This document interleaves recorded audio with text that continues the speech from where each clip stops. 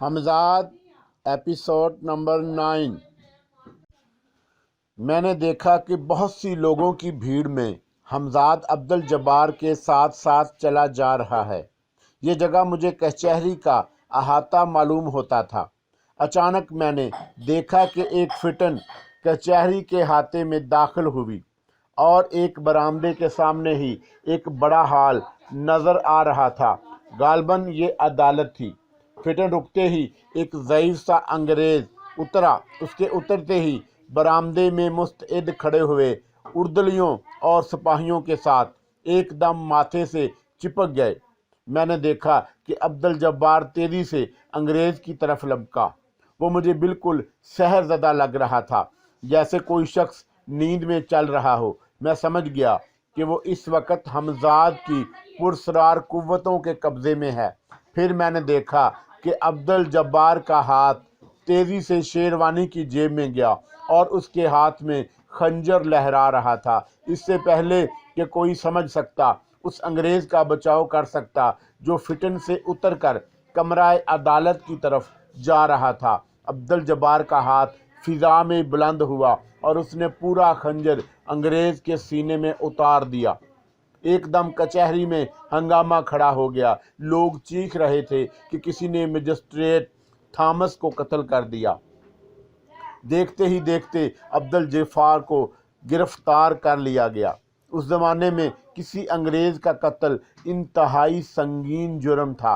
हालांकि कत्ल बेज़ाते खुद एक संगीन जुर्म है, मगर हुकूमत जबकि अंग्रेज़ों की थी, इस सूरत में तो किसी अंग्रेज़ का कत्ल बहुत बड़ी बात थी। मैंने देखा कि हमजाद अब वहाँ से चल दिया। अब्दुल जब्बार सिपाहियों की गिरफ्त में जैसे एकदम चौंक पड़ा, जैसे वो अभी सोते सोते उठा हो। उसने सिपाहियों की गिरफ्त से निकलना चाहा, मगर कामयाब ना हुआ। मैंने अपनी आंखें खोल दी। मुझे यकीन था कि आज शाम तक या कल सुबह तक अब्दुल जब्बार को जेल भेज दिया जाएगा। मैं अपनी जगह से कुछ सोच कर उठा। अब मेरा रुख जेलर के कमरे की सिमत था। मैं उसके कमरे में पहुंचा तो वो कुर्सी से उठ खड़ा हुआ। मुझे तुमसे कुछ ज़रूरी बात करनी है, मैंने उसके सामने एक कुर्सी पर बैठते हुए कहा। अरशाद हो मुर्शिद, उसने नहायत अकीदत से कहा। आज शाम तक या कल सुबह तक हमारा एक मुरीद जेल आने वाला है। उस पर कत्ल का इल्ज़ाम है। उसने मजिस्ट्रेट थॉमस को कत्ल कर दिया है। मेरी बात सुनकर जेलर उछल पड़ा। मजिस्ट्रेट थॉमस कत्ल कर दिया गया, मगर कब? मेरे पास ऐसी कोई इत्तला नहीं। उसे अब से चंद मिनट पहले कत्ल किया गया है। तुम्हें ये बताने की ज़रूरत नहीं कि तुम तक ये इत्तला किस तरह पहुंची। हम अपने मरीदों से गाफिल नहीं रहते। हम उनकी एक एक हरकत से हर वक्त बाखबर रहते हैं। बेशक, जेलर ने गर्दन हिलाई, मगर हम तुम्हें सिर्फ यही इत्तला देने आए हैं, बल्कि तुम्हें ये बताने आए हैं कि वो हमारा बहुत चहेता मुरीद है। यहाँ उसे जेल में हर तरह आराम मिलना चाहिए। वो हिमा वक्त ज़िक्र इलाही में मसरूफ़ रहने वाला शख्स है। इसलिए ज़रूरी है कि उसके लिए किसी अलग जगह का इंतखाब किया जाए। कोई अलग साफ़ सुथरी कोठरी उसके लिए फ़राहम की जाए, ताकि उसे याद इलाही में कोई तकलीफ़ ना हो। क्या तुम किसी अलग कोठरी का इंतज़ाम कर सकते हो? मैंने जेलर को तमाम बात समझाकर सवाल किया। क्यों नहीं, ये कतई मुमकिन है। मैं अभी इसका इंतज़ाम किए देता हूँ, जेलर ने जवाब दिया। ये तमाम बंदोबस्त मैंने अब्दुल जब्बार के लिए कराया था, ताकि वो हमजाद का अमल इत्मीनान के साथ कर सके। रात गए तक अब्दुल जब्बार ना आया। हमजाद ने बताया कि उसके बयानात लिए जा रहे हैं और वो तहकीक जारी है। तीसरे दिन बहुत ख़राब व खस्ता हालत में अब्दुल जब्बार को जेल भेजा गया। आला हकाम के सख्त अहकामात थे कि अब्दुल जब्बार को सबसे अलग कैद तन्हाई रखा जाए और हर मुमकिन तशद्दुद किया जाए। हमजाद ने मुझे इसकी इत्तला फ़ौरन दे दी। मैं जेलर के कमरे की तरफ लपका ताकि उसे बता सकूं कि यही वो मेरा मुरीद है जिसके बारे में मैंने उसे बताया था। हालांकि मैं उसे ये बता ही चुका था कि उसने थॉमस का कत्ल किया है। میں جیسے ہی جیلر کے کمرے میں داخل ہوا، عبدالجبار مجھے دیکھ کر حیرت زدہ رہ گیا۔ آپ خورشید صاحب یہاں؟ عبدالجبار ہکلایا۔ جیلر متعجب تھا کہ عبدالجبار نے مجھے میرے نام سے نہیں پکارا تھا، کیونکہ میرٹھ میں وہ مجھے بے حیثیت خورشید احمد خان شیروانی کے نام سے جانتا تھا۔ پھر وہ آگے بڑھا اور میرے گلے لگ کر رونے لگا۔ میں نے اسے تسلی دی۔ پھر جیلر سے کہا، مجھے معلوم ہے کہ عبدالجبار کے لیے تمہیں سخت احکامات دیے گئے ہیں، مگر ہوگا وہی جو میں تمہیں پہلے بتا دیا گیا ہے۔ آپ کا جو حکم مرشد۔ مگر جیلر کچھ کہتے کہتے رک گیا۔ بولو، کیا کہنا چاہتے ہو؟ میں نے پوچھا۔ وہ ہردیال شرما سپرنٹنڈنٹ، وہ یقیناً حکام کی خیر خواہی کے لیے اس معاملے میں ٹانگ اڑائے گا، جیلر نے صاف گوئی سے کہا۔ اگر اس نے حکام کو اس سے باخبر کر دیا تو عبدالجبار کو قید تنہائی میں نہیں رکھا گیا تو میری نوکری خطرے میں پڑ سکتی ہے۔ ویسے مجھے آپ کا حکم کے آگے سب کچھ منظور ہے۔ ہردیال شرما کو تم میرے اوپر چھوڑ دو، میں اسے پلک جھپکتے ہی سیدھا کر لوں گا، اور اگر کچھ گڑبڑ زیادہ ہوئی تو اسے اس قابل نہ چھوڑوں گا کہ وہ جیل کے معائنے پر آ سکے۔ میں نے جیلر کو سمجھایا اور عبدالجبار کو اپنے ساتھ لے کر اندر چلا گیا۔ کچھ دیر میں نہا دھو کر اس کے حواس ذرا درست ہوئے تو میں نے اسے اپنی پچھلی گفتگو یاد دلائی۔ تمہیں یاد ہوگا عبدالجبار، میں نے تم سے حمزاد کے بارے میں کہا تھا۔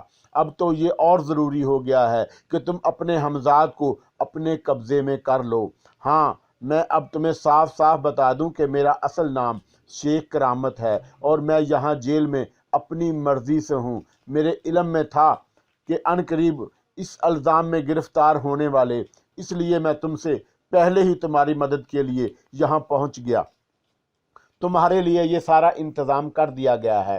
تم ایک الگ کوٹری میں آرام سے حمزاد کا عمل پورا کرو گے اور میری ہدایات پر پوری طرح چلنے کی کوشش کرو گے۔ پھر میں نے اسے اس کی کوٹری دکھائی۔ حمزاد ایک چراغ، تیل اور اگربتیاں لے آیا۔ پھر وقت ضائع کیے بغیر اسی رات میں عبدالجبار کو حمزاد کے بارے میں ہدایات دے رہا تھا۔ تمہاری کوٹری میں مٹی کا چراغ اور سرسوں کا تیل موجود ہے، اس کے علاوہ اگربتیاں اور ماچس بھی ہے۔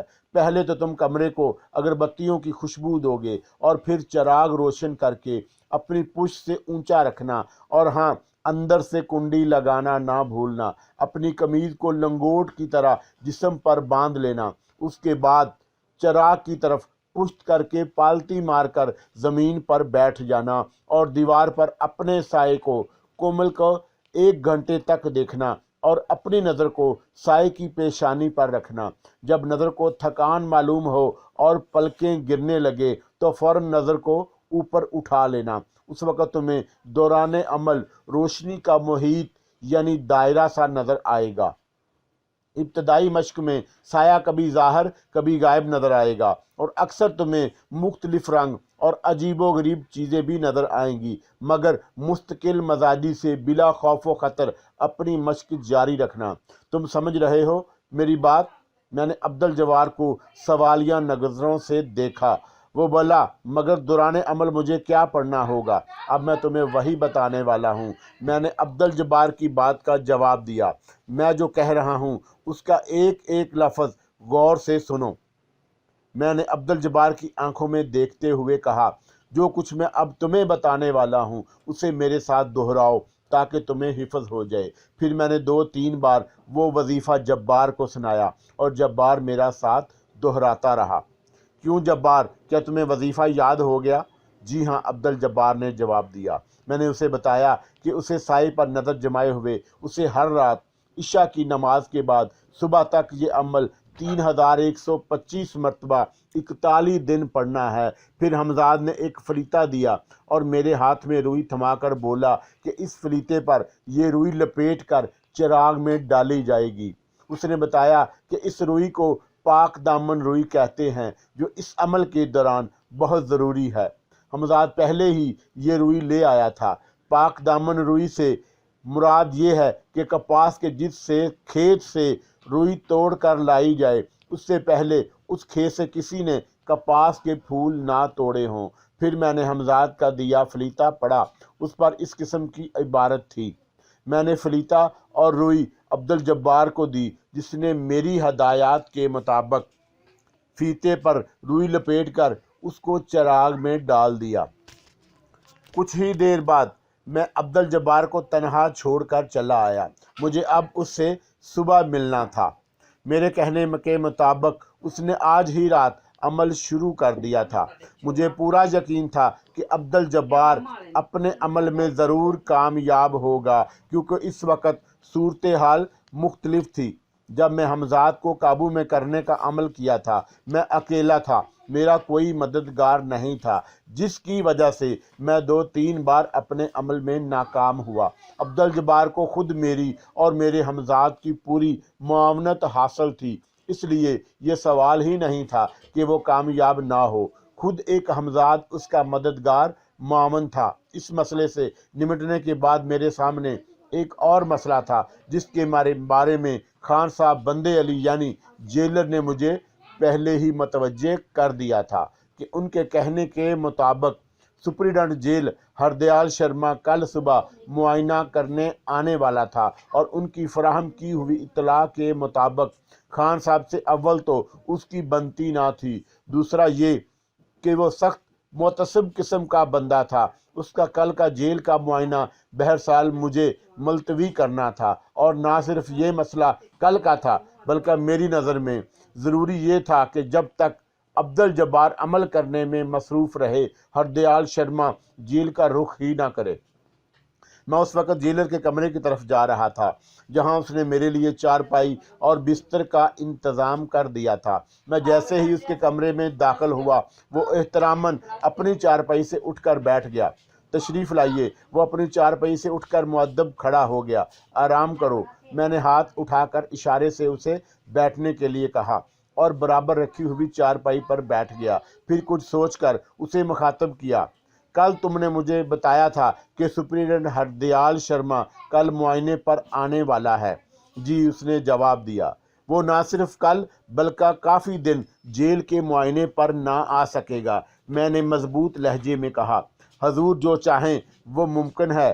खान साहब ने कमाल अकीदत से हाँ में हाँ मिलाई। मैंने उसी वक़्त हमजाद को तलब किया। दूसरे ही लम्हे वो सर झुकाए मेरे सामने खड़ा था।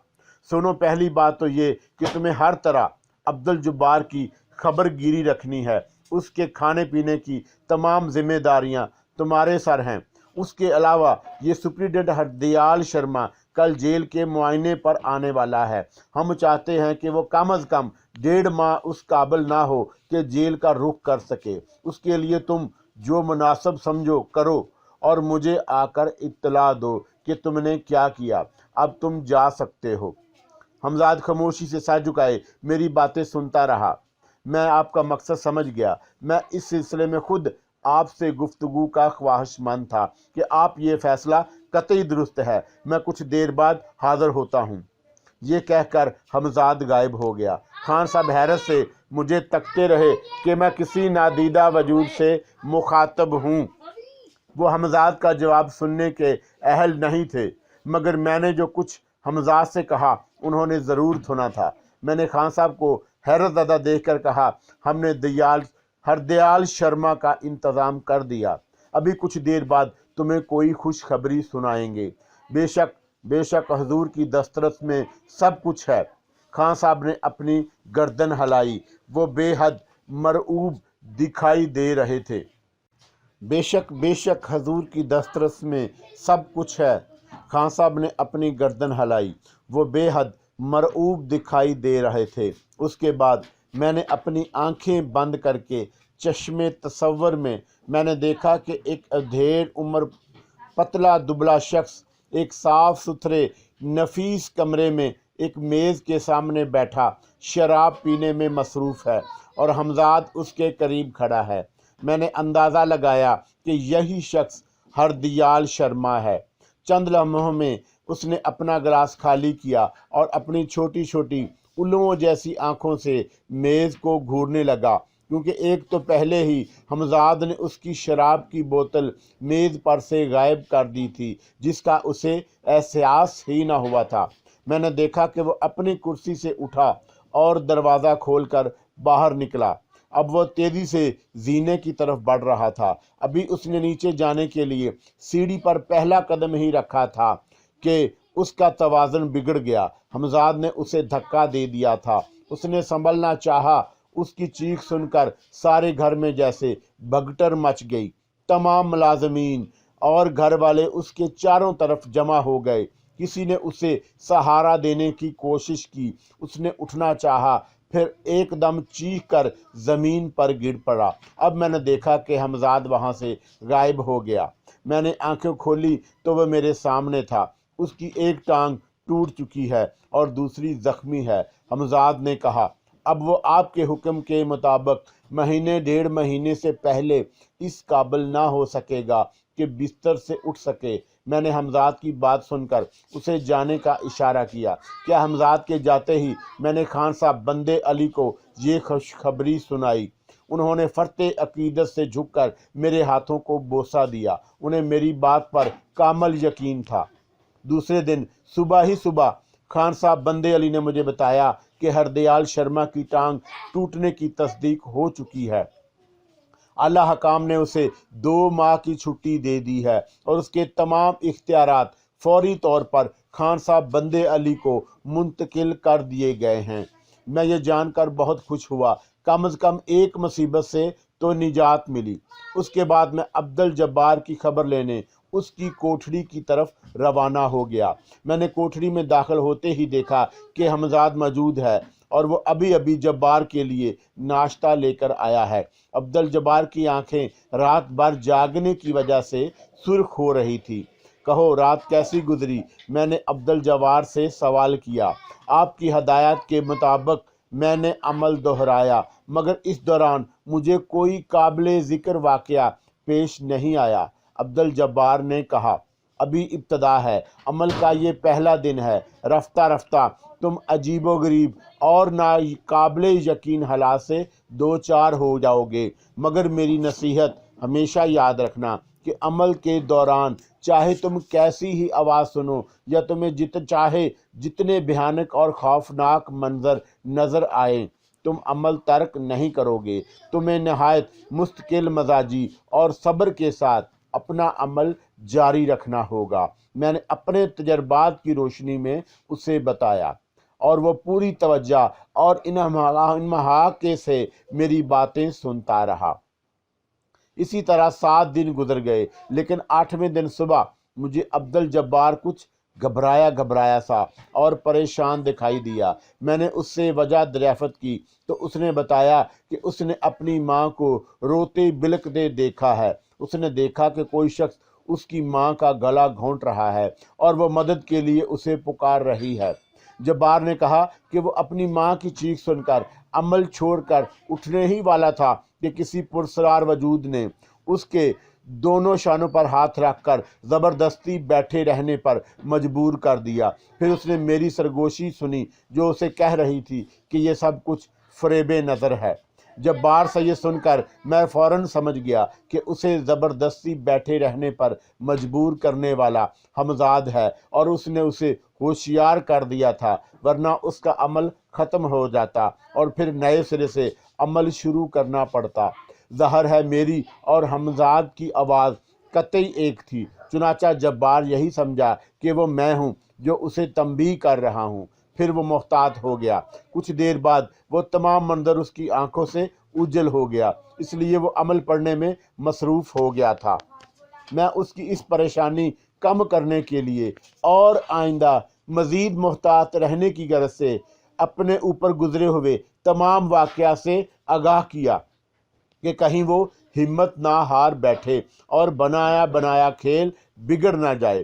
وہ میری تجربات اور واقعات سن کر بہت ششدر ہوا۔ میں نے پوری جزئیات اور تفصیل کے ساتھ تمام باتیں اس لیے سنائی تھیں کہ اگر اس طرح کے واقعات اسے پیش آئیں جیسے مجھے پیش آ چکے تھے تو وہ نہ گھبرائے اور اپنا عمل جاری رکھے۔ دن بھر سونا اور رات بھر عمل کرنا اس کا معمول بن چکا تھا۔ وہ اس تمام عرصے میں سوائے میرے کسی اور سے نہیں ملا تھا۔ خان صاحب اکثر مجھ سے اس کے بارے میں دریافت کرتے رہتے کہ آیا وہ بخیریت اور اچھی طرح ہے یا نہیں، اسے کسی قسم کی تکلیف تو نہیں ہے۔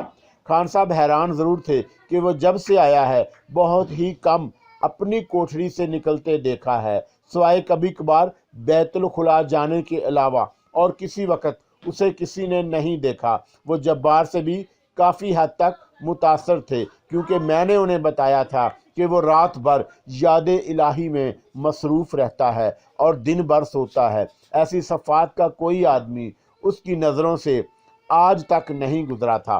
اب جبار کا عمل ختم ہونے میں صرف 3 دن اور باقی رہ گئے تھے۔ اس عرصے میں واقعی وہ عجیب و غریب حالات سے دوچار ہوا تھا۔ اگر حمزاد اس کی مدد نہ کر رہا ہوتا تو نہ جانے اب تک کتنی بار عمل ترک کر چکا ہوتا اور شاید کبھی اپنے حمزاد کو قابو نہ کر پاتا۔ پھر یہ کہہ کر ہر روز صبح وہ مجھے اپنی سرگزشت سنا کر اپنے ذہن کا بوجھ ہلکا کر لیتا اور میں اس کی ڈھارس بندھتے رہتا اور نئے سرے سے اس کی ہمت اود آتی۔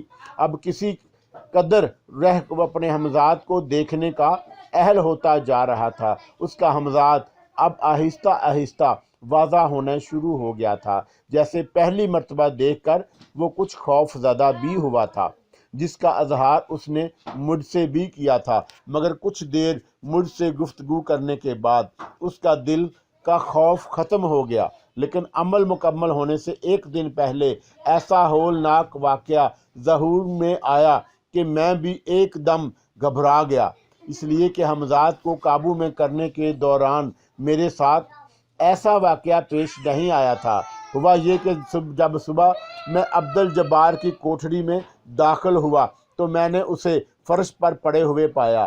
کوٹھری کے فرش پر چاروں طرف گاڑھا گاڑھا خون پھیلا ہوا تھا اور عبدالجبار کے منہ اور ناک اور کان سے اب تک خون جاری تھا۔ میں نے جلدی سے گھبرا کر اس کی نبض پر ہاتھ رکھا۔ اس کی نبض بھی بہت آہستہ چل رہی تھی اور حمزاد غائب تھا۔ میرے خیال میں یہ ناممکن تھا کہ حمزاد اس واقعے سے بے خبر رہا ہو۔ پھر اس کی غیر حاضری کی وجہ میں سوچنے لگا۔ لمحہ لمحہ جبار کا رنگ پیلا پڑتا جا رہا تھا اور کچھ کرنے کا وقت تھا، دیکھتے رہنے کا نہیں۔ میں نے احتیاط حمزاد کو طلب نہیں کیا کہ نامعلوم وہ کس اہم مہم پر ہو، لیکن آنکھیں بند کر کے اپنے تصور کی قوت کو بروئے کار لایا تاکہ معلوم کر سکوں کہ حمزاد اس وقت کہاں ہے۔ حمزاد فوراً میری آنکھوں کے سامنے آ گیا۔ میں آنکھیں بند کیے اس کی حرکات و سکنات دیکھتا رہا۔ وہ اس وقت ایک عطار کی دکان میں داخل ہو رہا تھا جس کے باہر تالا پڑا ہوا تھا، مگر میں نے دیکھا کہ حمزاد بغیر تالا کھولے دکان کے کواڑوں میں تخلیل ہو گیا۔ پھر وہ مجھے دکان کے اندر نظر آیا۔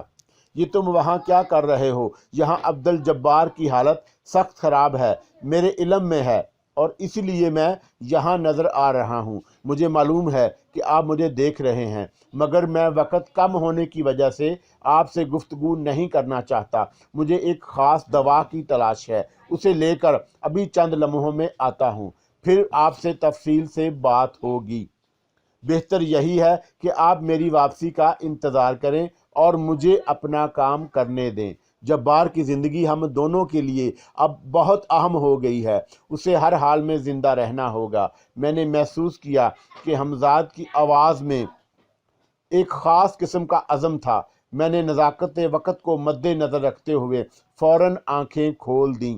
جبار کے منہ اور ناک سے اب تک خون جاری تھا۔ میں اس کی ناک کے پاس ہاتھ لے جا کر یہ دیکھنا چاہتا تھا کہ آیا اس کی سانس اب بھی چل رہی ہے یا نہیں، اس لیے اس کے سینے کا زیر و بم ہونے کے نہ ہونے کے برابر تھا۔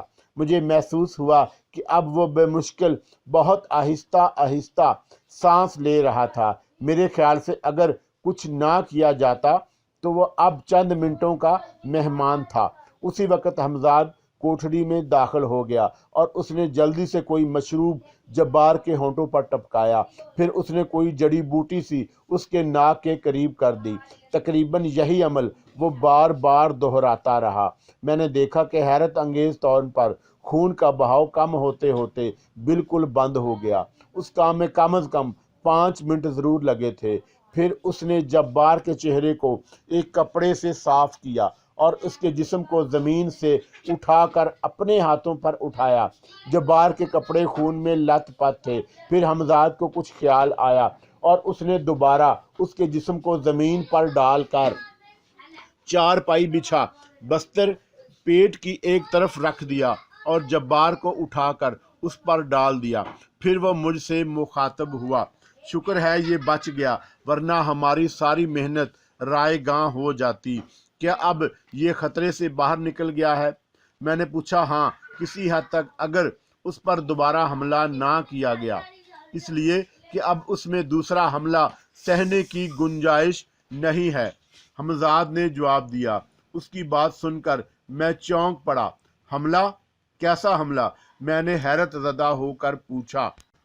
حمزاد میرا سوال سن کر زیر لب مسکرایا اور بولا، کیا میں پارہ کو آپ قطعی بھول گئے؟ میں پارہ تو کیا اس میں کچھ کہتے کہتے رک گیا۔ ایک دم میں پارہ کے ذکر نے مجھے حواس باختہ کر دیا تھا۔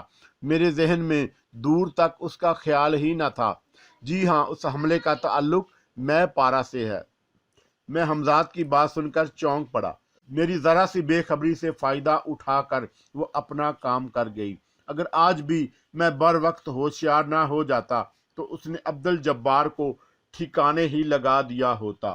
میں پارہ ہمارے پورے منصوبے سے واقف ہو چکی ہے اور یہ جان چکی ہے کہ یہ سب اسی سے ٹکر لینے کے لیے کیا جا رہا ہے۔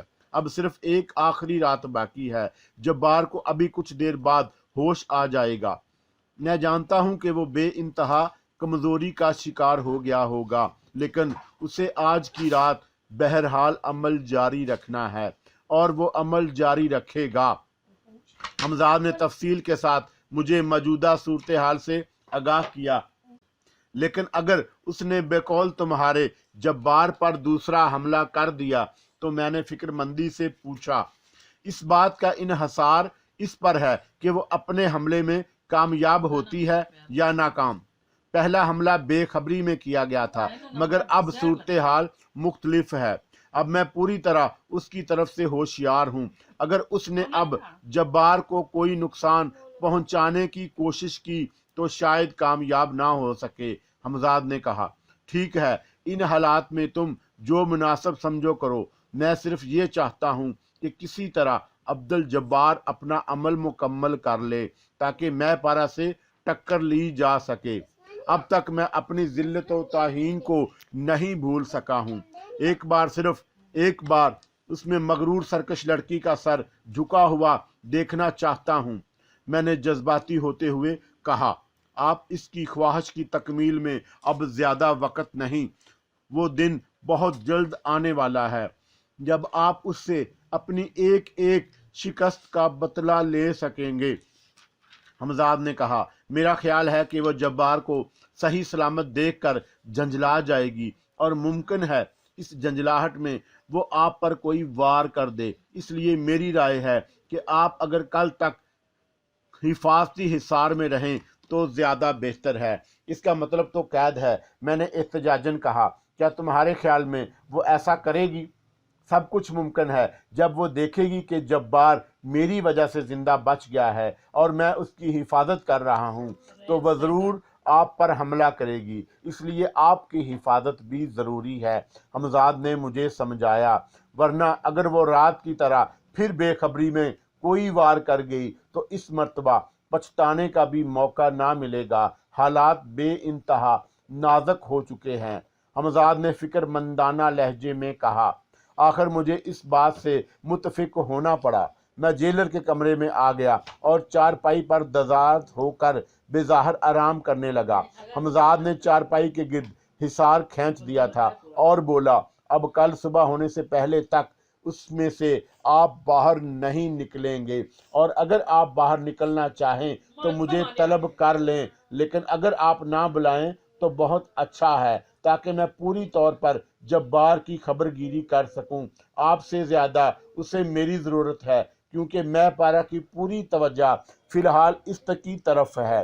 میں پارہ کی نادیدہ اور پرسرار قوتوں کے حملے سے اسے بچائے رکھنا، اسے رات تک مختلف ادویات پلا کر اسے اس اہل بنانا کہ وہ عمل کر سکے، اب یہ ساری میری ذمہ داری ہے۔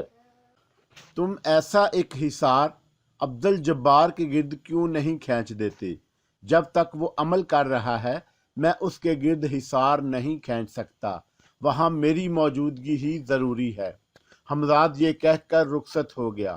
حمزاد کو گئے ہوئے نہ جانے کتنی دیر ہو گئی تھی۔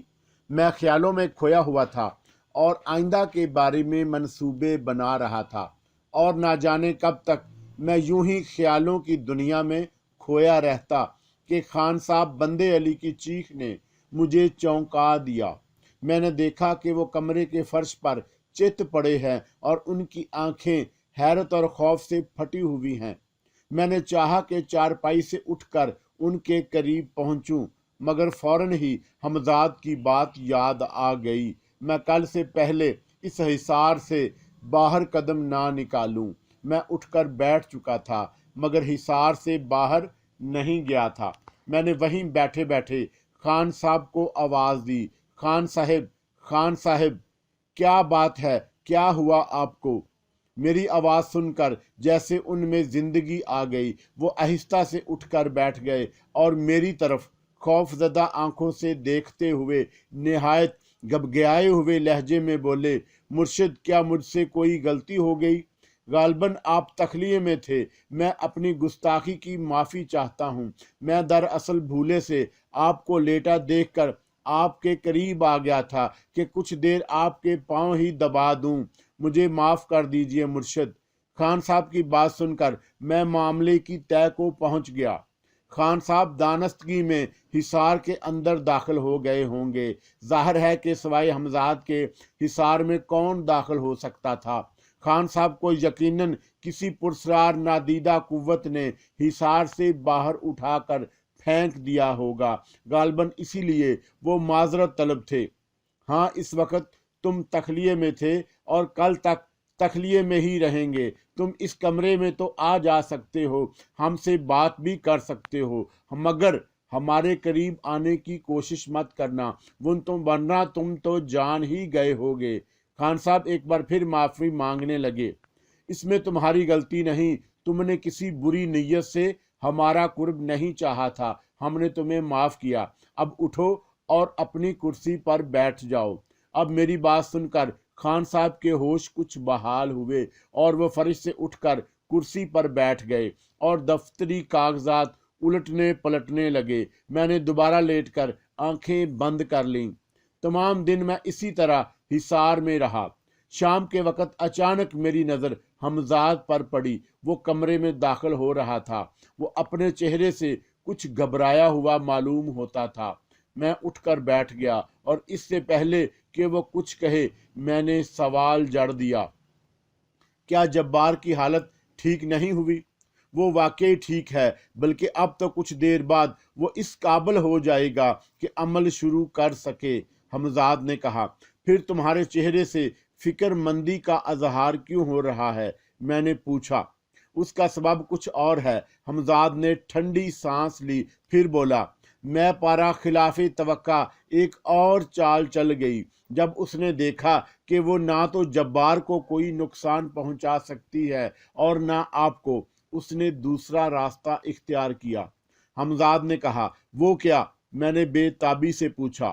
آپ کے علم میں ہے کہ ابھی چند سال قبل انگریزوں کے خلاف مغلیہ حکومت کی حمایت میں اور بخت خان کی سرکردگی میں ہندوستان کے باشندوں نے جنگ آزادی لڑی ہے، جسے انگریزوں نے ازر کا نام دیا ہے۔ اس جنگ آزادی میں مسلمان پیش رہے۔ آخری تاجدار بہادر شاہ ظفر کے جلا وطن ہونے کے باوجود بھی مسلمانوں کے دل میں شعلہ آزادی پوری طرح نہیں بجھا۔ سینکڑوں مسلمانوں کو انگریزوں کے کھلے عام پھانسی دی ہے، مگر اب بھی انگریزوں کے خلاف کچھ خفیہ سیر زمین تنظیمیں کام کر رہی ہیں، جس سے انگریز بھی پوری طرح باخبر ہیں۔ میں انگریزوں کے جاسوسوں سے ایسی ہی ایک تنظیم کے کچھ افراد کو گرفتار کیا ہے۔ انگریزان پر تشدد کر کے تنظیم کے بقیہ افراد کو بھی گرفتار کر کے सख्त सजाएं देना चाहते हैं, मगर अब तक उनमें से किसी एक ने भी अपने बकिया साथियों का पता नहीं बताया। मगर आज ही उनमें से एक ने अपनी जुबान खोल दी, और शायद आपको ये सुनकर बहुत तअज्जुब होगा कि उस शख्स ने तंजीम के सरबराह के तौर पर आपका नाम लिया है और अब्दुल जब्बार को आपका दस्ते रास्त बताया है, और ये भी कि आजकल आप दोनों कहाँ कैद हैं। मगर ये किस तरह मुमकिन है? मैंने हमजाद की बात काटते हुए कहा। ये सब मैं पारा की पुरस्रार कुव्वतों का नतीजा है।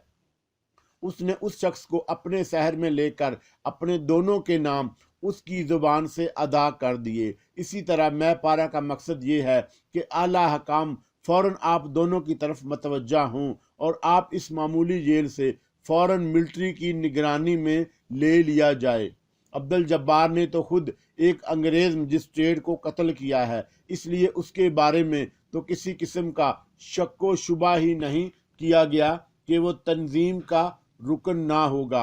हाँ, आपके बारे में अजीब हालात पढ़कर वो ज़रूर हैरान हैं, क्योंकि इससे पहले आपके रिकॉर्ड में अंग्रेज दुश्मनी की कोई मसाल नहीं मिलती, लेकिन उनके लिए यही काफ़ी है कि खुफिया तंजीम के एक रुकन ने आपका नाम लिया है। हमजाद की बात सुनकर मैं भी फिक्रमंद हो गया, लेकिन उस वक़्त तक भी मैं हालात की नज़ाकत का सही इल्म नहीं था। इसलिए मैंने हमजाद से कहा, जहां हमारे इतने दुश्मन हैं वहां हुकूमत भी सही। वैसे पहले भी पुलिस और कानून की निगाह में हम कौन से सुरखरू हैं जहां इतने इल्ज़ामात और जुर्म हमसे मंसूब हैं। ये भी सही, हमारा प्रोग्राम यूं भी अब कल के बाद यहाँ जेल में रहने का नहीं है। हालात किस कदर ख़राब हो चुके हैं इसका अंदाज़ा आपको गालबन पूरी तरह नहीं, वरना आप ऐसा ना कहते। हमारे पास कल सुबह तक का वक़्त भी नहीं है। ये वाक़या आज सुबह का है कि खुफिया तंजीम के उस रुकन ने आपका नाम लिया है। इस अहम बात की इत्तला आला अंग्रेज़ हकाम को फौरी दी गई और उन्होंने फौरी तौर पर कुछ अंग्रेज अफसरान को मिलिट्री की एक बड़ी तादाद के हमरा कूल रवाना किया है, ताकि आपको और अब्दुल जब्बार को इस जेल से निकाल कर वो आज ही रात दिल्ली ले जाएं, और उन लोगों के यहाँ पहुँचने में अब सिर्फ आधा घंटा बाकी रह गया है। वक़्त बहुत कम है, इसी में सब कुछ सोचना और कमना है। हमारे लिए तो मुमकिन है कि मिलिट्री के यहाँ पहुँचने से पहले फरार हो जाएं, लेकिन इस सूरत में भी मैं पारा की कामयाबी है, इसलिए कि इस तरह हमजाद का अमल फिर नए सरे से शुरू कराना पड़ेगा, क्योंकि आप तो जानते ही हैं हमजाद के अमल के लिए जगह और वक्त की शर्त भी है। ये अमल जिस जगह बैठकर शुरू किया जाए, रोज़ वक़्त मुकर्रर पर बिला नागा उसी जगह किया जाए। दूसरी तशवीशनाक बात यह है कि जब्बार के अमल के दौरान मेरा उसके पास रहना अशद ज़रूरी है, ताकि मैं पारा के किसी और नादीदा हरबे से जब्बार को बचाया जा सके। अगर चाहे उसके पास रहना ज़रूरी ना होता तो भी फिक्र की कोई बात नहीं थी, मिलिट्री को भुगता जा सकता था। ये कहकर हमजाद सोच में गुम हो गया और मैं भी। इस वक्त मैं और वो कमरे में तन्हा थे। मैं बहुत देर तक मामले के हर पहलू पर गौर करता रहा और आखिरकार इस नतीजे पर पहुंचा कि हालात का मुकाबला करने के अलावा और कोई चारा नहीं। आज हमजाद के अमल की आखिरी रात है। अगर किसी भी सबब जब्बार अमल जारी ना रख सका तो तमाम किए धरे पर पानी फिर जाएगा। वक़्त बहुत कम था, मुझे जल्द से जल्द कोई फैसला करना था और आखिरकार मैंने फैसला कर लिया। तुम जब्बार के पास रहो, अमल हर कीमत पर जारी रहेगा, बकिया हालात मैं संभाल लूँगा। बस तुम ज़रा खान साहब बंदे अली को मेरे पास भेजते जाओ। मैंने हमजाद से कहा, जो आपका हुक्म। मैं किसी पुरसरार नादीदा कुव्वत से जब्बार को ज़ैर ना होने दूंगा, ये मेरा जिम्मेदारी है यकीनन। अब जो कुछ सोचा है वो ठीक है, मैं जेलर को आपके पास भेजता हूँ। ये कहकर हमजाद कमरे से निकल गया। कुछ देर बाद ही जेलर कमरे में दाखिल हो रहा था। मैंने उसे अपने पास इसीलिए बुलाया था कि मैं हिसार से बाहर नहीं निकल चाहता था। मुमकिन है मैं पारा उसी ताक में हो। आपने याद फरमाया मुर्शिद, खान साहब ने मुझसे कुछ फासले पर खड़े होकर मौदबाना लहजे में कहा, मैं अभी एक बैरक के मुआयने पर था, मुझे हजूर की सरगोशी सुनाई दी, आपकी खिदमत में हाजिर हो जाऊं। खान साहब ये कहकर खामोश हो गए और मेरी तरफ सवालिया नज़रों से देखने लगे। तुम्हारी वफादारी का इम्तहान वक्त आन पहुंचा है।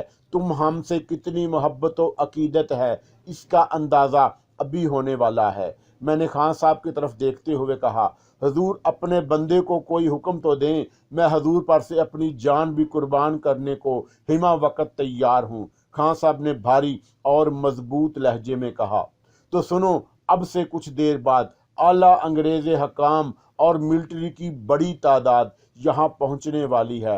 वो मुझे और तुम्हारे पीर भाई अब्दुल जब्बार को यहाँ से ले जाना चाहते हैं, लेकिन जब्बार इस वक्त चिल्ले में बैठा है। उस चिल्ले के लिए जगह और वक्त की पाबंदी बेहद ज़रूरी है, और उसके चिल्ले में रुकावट पड़ गई तो हमें सख्त सदमा होगा। ये उस चिल्ले की आखिरी रात है।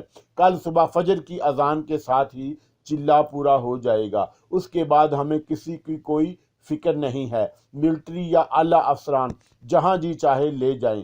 कल सुबह से पहले हम जेल से किसी कीमत पर जाना नहीं चाहते, और इसकी वजह मैं तुम्हें बता चुका हूँ। इस सूरत में आला हकाम तुम पर दबाव डालेंगे, हमें फौरन मिलिट्री के हवाले कर दिया जाए। गालबन तुम मेरा मतलब समझ चुके होगे। मैंने खान साहब को बंदे अली को पूरी बात बता दी। ऐसी सूरत में हमारी इज्जत व आबरू तुम्हारे हाथ में है। मैंने खान साहब को सोचते हुए देखकर एक और तीर चलाया, और ये तीर निशाने पर बैठा। मैंने आपको अपना मुर्शिद कहा है, आपकी इज्जत मेरी इज्जत है, आपकी खुशनुदी मेरी सआदत है। मैं किसी भी कीमत पर आप दोनों को उनके हवाले नहीं करूँगा जब तक आप खुद अपनी मर्जी से ना जाना चाहें। खान साहब ने भर्राई हुई आवाज़ में कहा, ये भी सोच लो, मुमकिन है वो कोई सख्त कदम उठा लें, और सख्त कदम सिर्फ तसादम हो सकता है। मैंने बात ज़रा और आगे बढ़ाई, मगर खान साहब जोश में बोले, कुछ भी होगा वही जो मुर्शिद चाहेंगे, चाहे उसके लिए मुझे बड़ी से बड़ी ताकत से ही क्यों ना टकराना पड़े। तो फिर फौरन जेल में मौजूद पुलिस और अपने चौकीदारों को मुस्तैद रहने का हुक्म दे दो, और ये भी कि सुबह से पहले जेल का दरवाज़ा बगैर तुम्हारे हुक्म के किसी के लिए भी ना खोला जाए। वो लोग पहुंचने ही वाले हैं, वक्त बहुत कम है। खान साहब फौरन जेल के बड़े दरवाजे की तरफ लपके। कुछ देर बाद ही वो फिर हाँफते हुए कमरे में दाखिल हुए। आपने मुझे बरवक्त आगाह कर दिया। मैं चंद लम्हे पहले ना पहुंच पाता तो जेल के बड़े दरवाजे पर मुतअय्यन संतरी आला अंग्रेज अफसरान और मिलिट्री को देखकर उनके लिए जेल के दरवाजे खोल देते। खान साहब ने बताया, उन लोगों के हमरा कूल के आला हकाम भी मौजूद हैं। फिर क्या हुआ? क्या तुम्हारी उनसे कोई बात हुई? मैंने दरियाफत किया। हाँ, वो लोग कहते हैं कि आपका और अब्दुल जब्बार का ताल्लुक अंग्रेज़ों के खिलाफ बगावत करने वाली तंजीम से है, लिहाजा आप दोनों को उनके हवाले कर दिया जाए। मैंने उन्हें साफ जवाब दे दिया है कि सुबह से पहले ये नामुमकिन है, लेकिन वो हर कीमत पर फौरन आप दोनों को चाहते हैं। उन्होंने मुझे धमकी दी है कि अगर मैंने 15 मिनट के अंदर अंदर दोनों मुजरमों को उनके हवाले ना किया तो वो मुझे बर्खास्त करने के अलावा सख्त तरीन सज़ा देंगे और ज़बरदस्ती दरवाज़ा तोड़कर जेल में दाखिल हो जाएंगे। मैंने उनसे कहा कि मैं अपने मुर्शिद से किए हुए अहद से नहीं फिर सकता, वो जो जी में आए करें। मैंने जेल में मौजूद पुलिस को असला खाना से ज़रूरी असला लेकर मिलिट्री का मुकाबला करने का हुक्म दे दिया है। जब तक मेरे दम में दम है वो जेल के अंदर कदम नहीं रख सकेंगे। मैं खुद भी अपने सिपाहियों के हमरा आखिरी दम तक उनका मुकाबला करूंगा। मेरे लिए दुआ कीजिए मुर्शिद कि मैं अपना अहद निभा सकूं। खान साहब की आवाज़ भर्रा गई। खुदा तुम्हारा मददगार होगा, जाओ, मैंने कहा, और उसके साथ ही जेलर खान साहब बंदे अली कमरे से निकलकर चले गए। उनके जाते ही मैंने अपनी तसव्वुर की कुव्वत को आजमाया। मैं खुद अपनी आंखों से देखना चाहता था कि सूरत हाल क्या है। मैंने जेल के बाहर का तसव्वुर किया और आंखें बंद कर लीं। मैंने देखा कि जेल के तकरीबन 125 मसला मिलिट्री मौजूद हैं, जिनके आगे मुख्तलिफ वर्दियों में 5-6 अंग्रेज بے چینی سے ٹہل رہے ہیں۔ ان کے چہروں سے فکر مندی اور غصے کا اظہار ہو رہا تھا۔ ان میں سے ایک پھر جیل کی سلاخ دار دروازے کے قریب آیا۔ غالباً یہ شخص ٹوٹی پھوٹی اردو بولنے کا اہل تھا۔ وہ اب خان صاحب کو انعام کا لالچ دے کر اپنا مطلب نکالنا چاہتا تھا، اس لیے کہ خان صاحب پر اس کی دھمکی کا کوئی اثر نہیں ہوا تھا۔ میں آپ سے پہلے بھی کہہ چکا ہوں کہ مجھے آپ کا حکم ماننے میں کوئی اعتراض نہیں، لیکن صبح ہونے سے پہلے میں ایسا نہیں کر سکتا۔ یہ میرے مرشد کا حکم ہے، جن کے لیے میں اپنی نوکری کیا جان تک قربان کر سکتا ہوں۔ بہتر یہی ہے کہ آپ ملٹری کو لے کر یہاں سے چلے جائیں، ورنہ تصادم کی صورت میں خواہ مخواہ خون خرابہ ہوگا۔ مجھے نہ تو آپ کی کوئی دھمکی اپنے ارادے سے روک سکتی ہے اور نہ کوئی لالچ۔ یہ میرا آخری فیصلہ ہے۔ خان صاحب نے بغیر رعایت صاف صاف سب کچھ کہہ دیا۔ خان صاحب کا جواب سن کر انگریز افسر کا پارا ایک دم بڑھ گیا اور وہ تقریباً چیختے ہوئے بولا، ہم تم کو بھون کے رکھ دے گا، حرام کو۔ انگریز افسر نے ایک موٹی سی گالی دی۔ خاموش مردود کی اولاد، خان صاحب کی دھاڑ سنائی دی۔ انگریز افسر تیز تیز چلتا ہوا اپنے دوسرے ساتھیوں کے قریب پہنچا اور انہیں خان صاحب سے ہونے والی گفتگو سے باخبر کرنے لگا۔ اس کے ساتھ ہی اس نے ملٹری کو پوزیشن لینے کا حکم دیا۔ ان پانچوں نے بھی اپنے اپنے ریوالور نکال لیے تھے۔ پھر میں نے دیکھا کہ پہلا دھماکہ ہوا، یہ کسی ملٹری والی کی بندوق کا تھا۔ پھر تو جیسے دھماکے پر دھماکے ہونے لگے۔ خان صاحب نے بھی جوابی فائرنگ شروع کرا دی تھی اور خود ان کی بندوق میں آگ اگلنے میں مصروف تھی۔ ملٹری والے جیل کے دروازے کے قریب پہنچنا چاہتے تھے، لیکن مسلسل فائرنگ انہیں آگے بڑھنے سے روکے ہوئی تھی۔ ایک عجیب چیخ و پکار اور ہنگامہ آرائی شروع ہو چکی تھی۔ اب تک جیل والے ملٹری پر بھاری پڑ رہے تھے، جس کا سبب یہ تھا کہ وہ کھلے میدان میں تھے اور جیل والوں کو یہ سہولت حاصل تھی کہ وہ آڑ لے کر فائرنگ کر رہے تھے۔ ابھی تک صرف ملٹری والوں کو جانی نقصان اٹھانا پڑا تھا۔ جیل والوں میں سے بھی ایک آدھ زخمی ہوا تھا۔ ادھر قیدیوں نے شور مچا رکھا تھا، جو اپنی اپنی بیرکوں میں بند تھے، فائرنگ کی آواز سن رہے تھے۔ غالباً ان تک بھی کسی طرح یہ اطلاع پہنچ چکی تھی کہ جیل کی پولیس اور ملٹری کے درمیان مارکہ سرگرم ہے اور اس کا سبب میں ہوں۔ وہ انگریزوں کے خلاف نعرے لگا لگا کر آسمان سر پر اٹھائے ہوئے تھے۔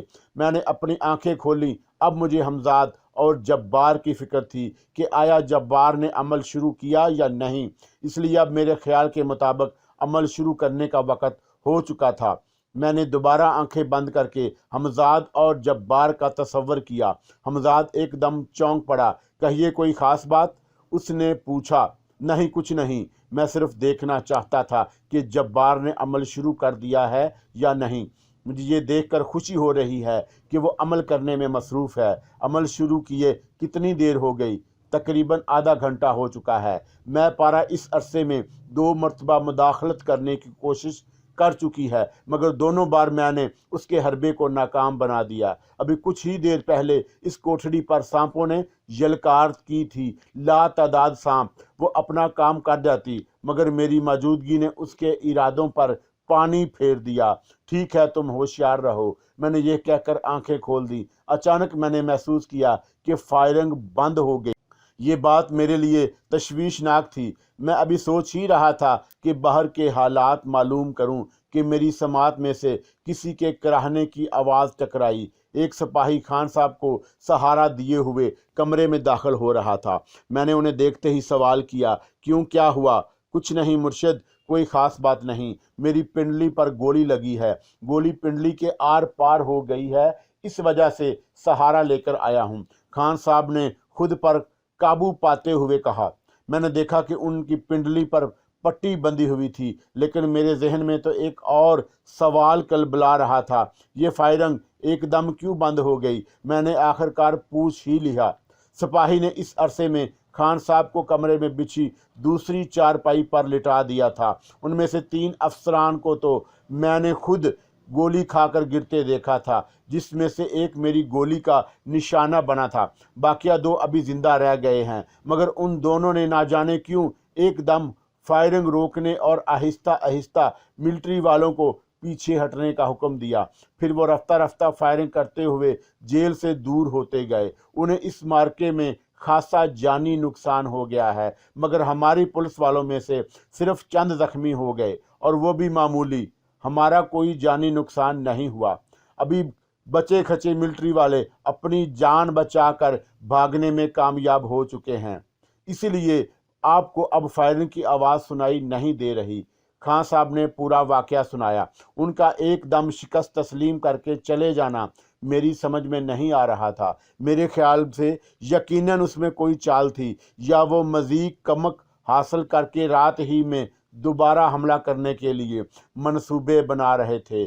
حکومت وقت کے حکم سے نافرمانی، وہ بھی حکومت کے ایک ملازم کی، پھر اتنا خوفناک تصادم جس میں 3 انگریز افسران ہلاک ہو چکے ہوں اور پولیس اور ملٹری کے درمیان سخت معرکہ آرائی ہوئی ہو، کوئی معمولی بات نہیں تھی۔ یقیناً اس ہولناک واقعے نے انگریز افسران کے ہوش اڑا دیے ہوں گے۔ وہ اس طرح خاموشی سے ہرگز نہیں بیٹھ سکتے۔ سپاہی اب کمرے سے جا چکا تھا۔ میں نے انہیں تمام باتوں پر غور کرنے کے بعد خان صاحب کو مخاطب کیا۔ وہ بقول آپ کے 3 اعلیٰ افسران ہلاک ہو چکے ہیں۔ ظاہر ہے یہ کوئی معمولی واقعہ نہیں۔ پھر ملٹری کے نہ جانے کتنے نوجوان مارے گئے ہیں۔ یہ باتیں ایسی نہیں کہ وہ خاموش ہو کر بیٹھ جائیں گے۔ میں سمجھتا ہوں کہ وہ ایک بار پھر منظم ہو کر اور بڑی تعداد میں جیل پر حملہ کریں گے۔ وہ یقیناً کول میں موجود تمام پولیس والوں کو جمع کر کے یہاں آنے والے ہوں گے۔ وہ آسانی سے پیچھا چھوڑنے والے نہیں، اس لیے اب حالات پہلے سے کہیں زیادہ خطرناک صورتحال اختیار کر چکے ہیں۔ آپ کا خیال مجھے درست معلوم ہوا ہے مرشد، مگر یقین کیجیے جب تک بندے علی کے جسم میں خون کا ایک قطرہ بھی باقی ہے وہ ان سے مقابلہ کرے گا۔ مجھے بھی کچھ اس طرح کا خدشہ تھا، اس لیے میں نے جیل کی پولیس کو بدستور مستعد رہنے کا حکم دیا ہے۔ آپ مطمئن رہیے، صبح سے پہلے جیل کا کوئی ایک شخص بھی قدم نہیں رکھ سکے گا۔ ہمارے آس پاس ابھی کافی تعداد میں اسلحہ موجود ہے۔ خان صاحب نے میری بات سے اتفاق کرتے ہوئے کہا۔ میرے ذہن پر غنودگی چھانے لگی تھی۔ میں کافی دیر سے حالات پر غور کر رہا تھا اور سوچتے سوچتے میرا ذہن کچھ تھک سا گیا تھا۔ میں نے آنکھیں بند کر لیں اور کچھ ہی دیر بعد میں بے خبر ہو گیا۔ خان صاحب بھی خراٹے لینے لگے۔ پتہ نہیں میں کتنی دیر سویا، مگر ایک دھماکے سے میری آنکھ کھل گئی۔ یہ دھماکہ بہت خوفناک تھا اور بندوق سے دھماکے سے قطعی مختلف۔ اس وقت ایک سپاہی تقریباً بھاگتا ہوا کمرے میں داخل ہوا اور اس نے خان صاحب کو، جو اب خود بھی جاگ چکے تھے، سہارا دے کر اٹھایا۔ سپاہی کہہ رہا تھا، وہ اب کے بہت بڑی تعداد میں ہیں، ان کے ساتھ ایک توپ بھی ہے جس کے گولے جیل کی دیوار پر لگ رہے ہیں۔ جیل کی 4 دیواری ایک طرف کی دیوار کچھ گر گئی ہے، مگر ابھی تک ہم نے انہیں آگے بڑھنے نہیں دیا۔ خان صاحب سپاہی کی بات سن کر ایک دم اس کا سہارا لے کر اٹھ کر کھڑے ہوئے اور بولے، چلو میں بھی چلتا ہوں۔ اب میں نے مداخلت کی کیونکہ خان صاحب زخمی تھے اور اس حالت میں ان کا لڑائی لڑنا میرے نظر میں خطرناک تھا۔ خان صاحب میرا خیال ہے آپ آرام کیجئے، آپ قابل نہیں کہ لڑائی میں شریک ہوں۔ مرشد خدا کے لیے مجھے نہ روکیں۔ اول تو آپ سے کیا ہوا عہد مجھے نبھانا ہے، دوم یہ کہ میری سپاہی اپنی جانوں پر کھیلیں اور میں یہاں پڑا رہوں، میرے لیے باعث شرم ہے۔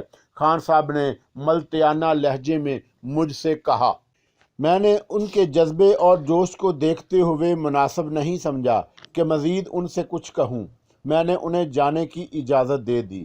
اسی وقت جیل کے گھنٹے کے 4 بجنے کا اعلان کیا۔ خان صاحب کا سہارا لیے ہوئے اور اپنے ہاتھ میں بندوق تھامے کمرے سے نکل چکے تھے۔ بندوق کے مسلسل دھماکوں سے فضا ایک بار پھر گونجنے لگی تھی۔ اب ان کے دھماکوں میں کچھ دیر بعد ایک بڑے دھماکے کا اضافہ ہو جاتا تھا۔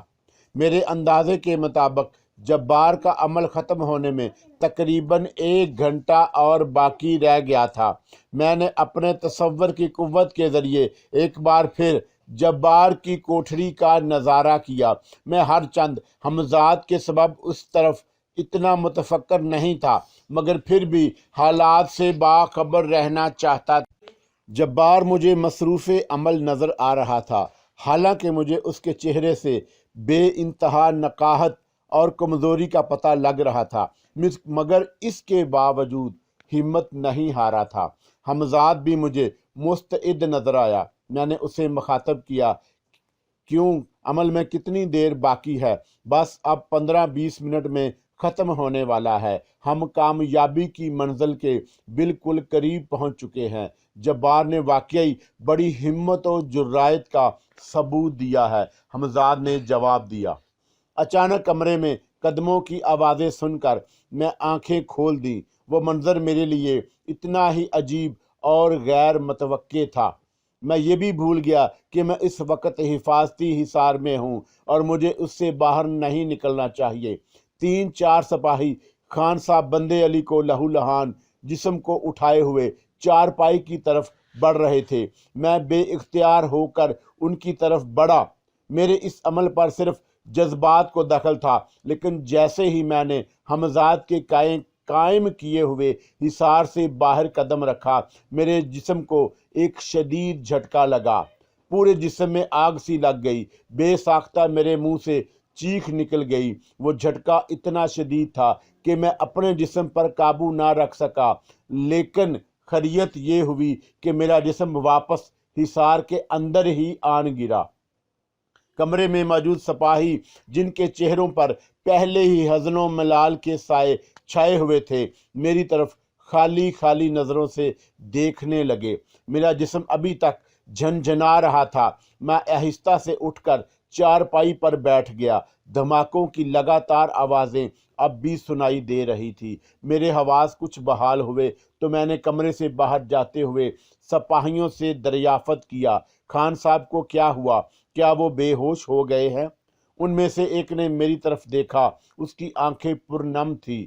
وہ ہمیشہ کے لیے چھوڑ گئے۔ اس کی آواز بھرائی ہوئی تھی۔ انہوں نے مرتے وقت آخری نصیحت یہ کی تھی کہ صبح سے پہلے کسی طرح ملٹری کو جیل میں داخل نہ ہونے دیا جائے۔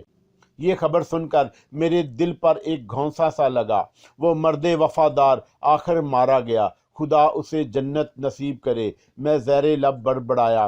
سپاہی پھر اپنے فرض کی ادائیگی کے لیے روانہ ہو گئے تھے، مگر میں محسوس کر رہا تھا کہ دھماکوں نے اب نسبتاً شدت اختیار کر لی تھی۔ میرے اندازے کے مطابق جبار کے عمل ختم ہونے میں صرف چند منٹ باقی رہ گئے ہوں گے، اور یہ چند منٹ بہت فیصلہ کن تھے۔ اچانک میرے کانوں سے سخت قسم کا شور ٹکرایا۔ میں فوراً اپنی تصور کی قوت آزمائی۔ میری حیرت کی انتہا نہ رہی جب میں نے دیکھا کہ اب پولیس اور ملٹری کے کچھ نوجوانوں کے درمیان دست بے دست ہو چکی تھی۔ غالباً ملٹری والے بھاری پڑ گئے تھے اور ان میں سے کچھ جیل کی 2 جگہ سے ٹوٹی ہوئی بڑی دیوار تک پہنچ کر اندر داخل ہونے میں کامیاب ہو گئے تھے، لیکن اس کے باوجود پولیس کے سرفروشوں نے ہمت نہ ہاری تھی۔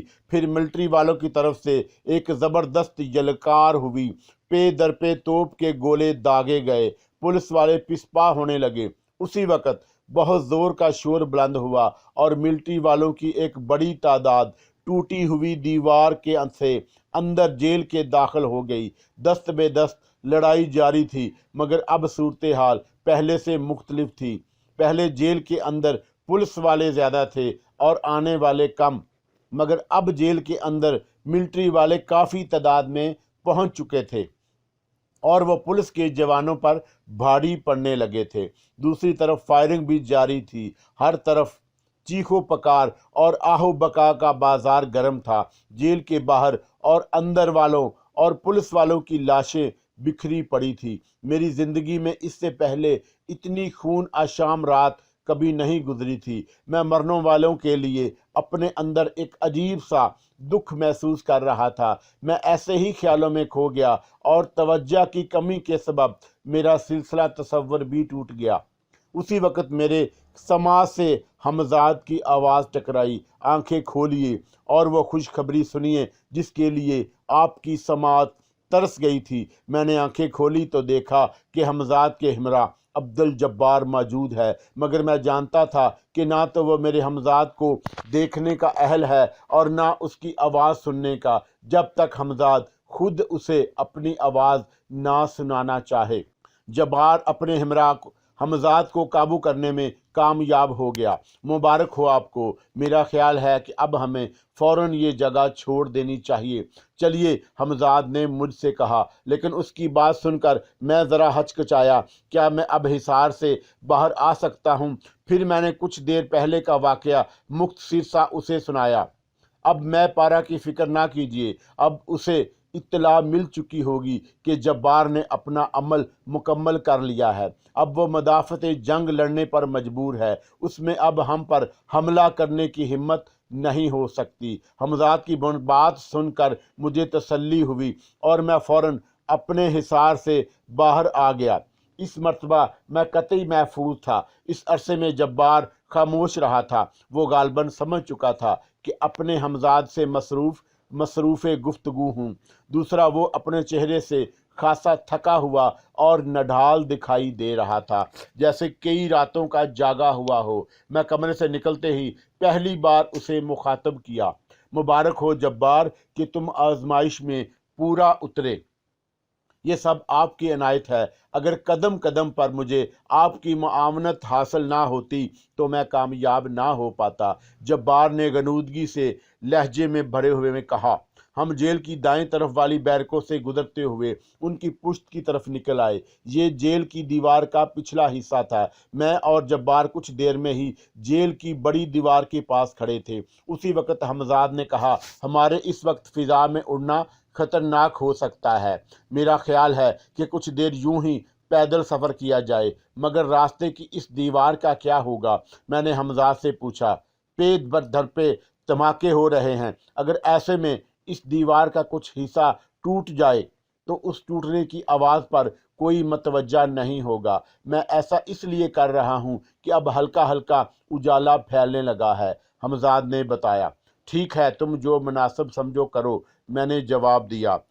और मेरा इतना कहते ही हमजाद अचानक जेल की मोटी कच्ची दीवार में तहलील हो गया। फिर दूसरे ही लम्हे अगर मैं और जब्बार जल्दी से पीछे ना हट जाते तो यकीनन दीवार के नीचे दब चुके होते। अचानक मेरा हाथ पकड़कर जब्बार ने मुझे पीछे खींच लिया था। गालबन उसके हमजाद ने उसे होशियार कर दिया था। वो हमजाद साथ होने का पहला फ़ायदा था। फिर मैं जब्बार दोनों जल्दी से टूटी हुई दीवार के मलबे से गुजरते हुए जेल से बाहर आ गए। उसी वक्त एकदम हमजाद ने मेरा हाथ पकड़ा और चीखा, दौड़िए, हमें देख लिया गया है। और मैंने हमजाद के इतना कहते ही जब्बार का हाथ पकड़ा और एक तरफ दौड़ने लगा। बहुत दूर मुझे अपने पीछे भागते हुए बहुत से कदमों की आवाज़ें सुनाई दे रही थी।